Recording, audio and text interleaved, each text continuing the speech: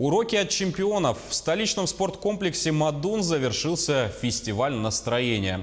Известные российские борцы провели мастер-классы для школьников, учащихся спортивных школ и студентов. Напомню, фестиваль стартовал в Мирном, далее прошел в поселках Удачный и Айхал. В алмазной столице фестиваль проходил уже третий год, а в Якутск приехал впервые.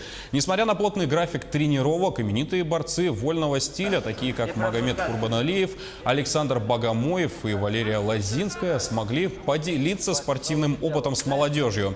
В прошлом месяце «Алроса» уже провела фестиваль настроения, посвященный спортивным танцам. Сейчас же главной темой стала вольная борьба.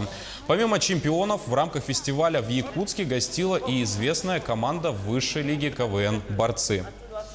Конечно, в Якутии и так много именитых борцов, которые регулярно уделяют внимание местному подрастающему поколению. Но все-таки, когда вместе приезжают и проводят мастер-класс чемпионы мира, для детей даст определенный стимул.